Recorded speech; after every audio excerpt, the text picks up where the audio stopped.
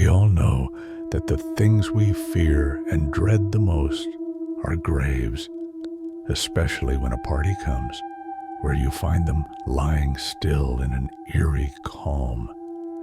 Whoever enters them feels that their soul is suspended and is affected by everything that happens to them, even if it is not a breath of air.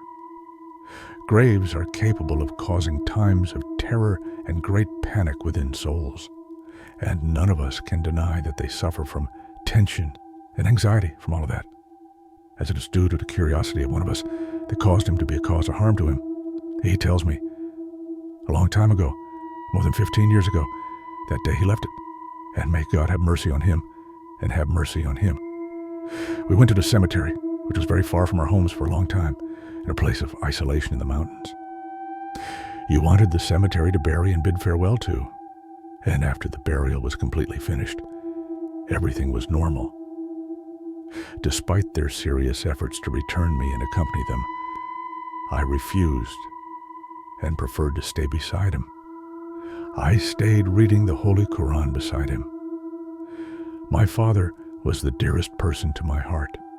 Throughout my life, he filled me with love. He was a true friend and a wise and compassionate father at the same time. I could not bear the reactions to his departure, nor could I bear the idea of remaining alone far from the ground. I was not young at the time, and it was the first death I had ever experienced in my life. Considering that my mind at that time had gone through something completely wrong, it could not comprehend what had happened. As for my eyes, the tears did not dry for a single moment. And considering that day, my condition was pitiful. Everyone in my family tried to be with me, and some of them tried to keep me company and stay with me. But their basic words shone there because it is not wise to be alone in the cemeteries, especially at night, and in the pitch darkness around you. The manifestations of their faces were terrifying, while you testify that the cemeteries are a place, and everyone has placed them. And they were surprised and denounced my position, wanting to stay alone for her and at night. And with my insistence on requesting to work alone next to a grave, and may God have mercy on him, I read what I had memorized from the Holy Quran, and all the credit for that goes to him, as he was always dissuading and encouraging me to memorize the entire Holy Quran. Suddenly, while I was reading and tears were streaming from my eyes from the temperature and pain of separation, I heard it, and no sound coming from the grave. I came closer, closer, closer, until I recorded my recording on the grave itself. Could it be my father's voice? I shouted, calling the cemetery ninja, who did not fail me. So he came running to me and asked him with palpable terror in my tone if he heard a voice. The lawyer hears. He answered me, and he appeared worried about me, so he did not hear anything and did not leave me alone.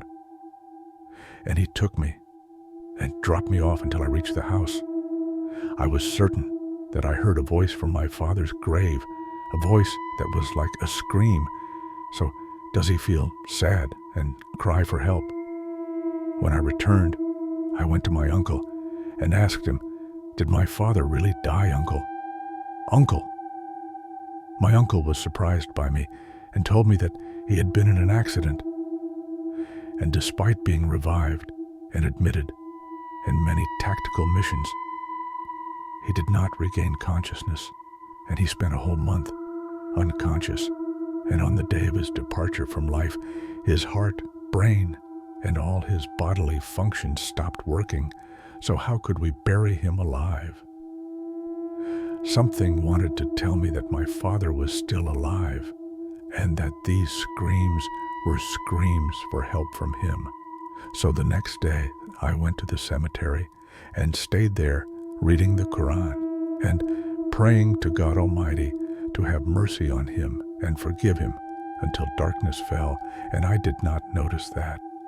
And I did not notice when I heard the same screams.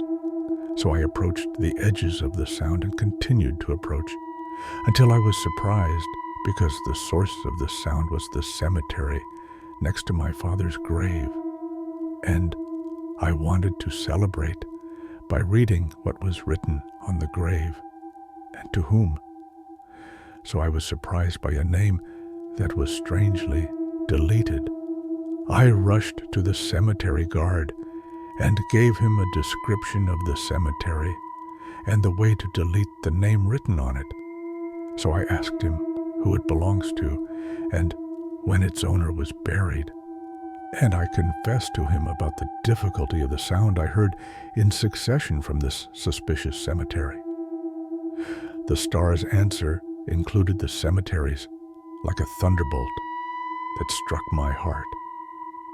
He told me, "My son, did I not warn you about being alone in the cemeteries, especially at nightfall? My son, do not interfere in their world. Their actions are not like our world. And despite all that, I will tell you, and the fire of your fire will cool.